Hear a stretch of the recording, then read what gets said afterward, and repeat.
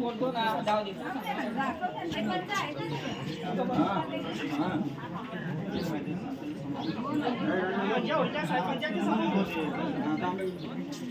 Hello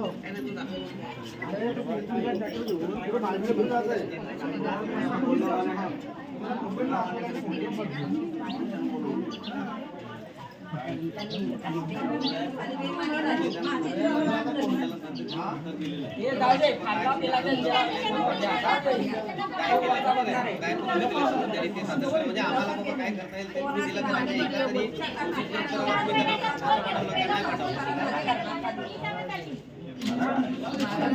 मुला ही जागा गावठाण याचे पुरावे ग्रामपंचायतकडे आहेत का? नाही, ती गावठाण ही ग्रामपंचायतकडे पुरावे आहेत का?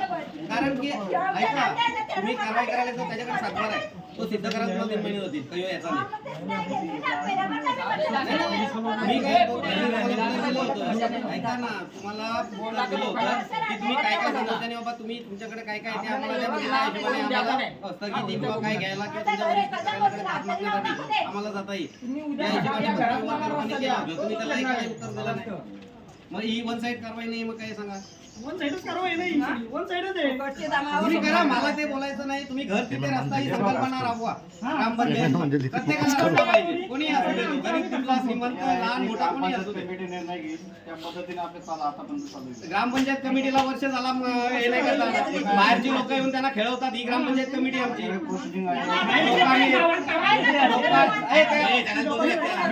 लोकांनी लोकप्रतिनिधी म्हणून निवडून दिलेल्या गावच्या समस्या सोडवण्यासाठी इथे येऊन बाहेरची लोक इंटरफेअर करतात.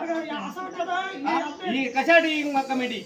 मी स्वतः जातो ना सेवनगड आता. मदत नाही, बाहेरच्या लोकांनी करा शिवला ही ग्रामपंचायत करावं लागेल आता. हे ना कुठेतरी हे बघा, तुम्ही दडपशाही करताय, हुकुमशाही करताय, अन्याय करताय लोकांवर. तुम्ही कायदेशीर करा, न्याय सगळ्यांना सारखाच, तो छोटा असो मोठा असो कोणीही असो. बरोबर आहे, तिथे लोक वर्षानुवर्ष तुम्हाला अर्ज देतात, तिथे नाही. तुमचा पाठपुरावा केला, तुमच्यावर दबाव आणला, तेव्हा तुम्ही कारवाई करता. ही वस्तुस्थिती आहे. आजही तुम्हाला सांगतोय, मी जेव्हा बॉडीवर होतो, आपण बीडीओचा लेटर होता, तहसीलदारांचा लेटर होता बंदोबस्तासाठी. आपण पोलीस स्टेशनला गेलो, गणपत मुखने सरपंच होते, विचारा त्यांना. गेलो समोर, त्यांनी काय म्हटलं की सरपंच एका पार्टीचा असू शकतोय, तुम्ही ग्रामसेवकांना बोलवा. तुम्ही समोर गेले, काय बोलले का तुमच्या वरिष्ठांचा लेटर पाहिजे. वरिष्ठांचा लेटर दिला तरी पण बंदोबस्त आपल्याला त्या दिवशी भेटला नाही. सगळी प्रोसिजर केली. आज तुम्हाला बंदोबस्त भेटला का एसपी ऑफिस वरून? आज बंदोबस्त भेटला? चेक दिलाय ग्रामपंचायत. आज तुम्हाला त्यांना विचारा, मला हे बघा पोलीस स्टेशनचं त्यांच्याकडे. नाही पण ती कारवाई ऐका, ती कारवाई केली ना, त्याची पण तुम्हाला संबंधितांना हे करणार बाबा अशा प्रकारे आम्ही कारवाई केलेली. आजच्या डेटची नोटीस नाहीये. तुम्ही लोकांची घरं तोडाल, उद्या अतिक्रमण तुमच्या घराचं आहे, लोक घरात नसताना तुम्ही. पोलीस लोक माझ्यासाठी नाही आलेली. मी तुम्हाला काय सांगतो, ते कायदा सुव्यवस्था राखण्यासाठी आलेले त्या ठिकाणी, त्याच्या पलीकडे त्यांचा इथे काहीच नाही का? पोलीस का आलेले आहेत? त्यांच्याकडे काय झालं, पोलीस आले नाही.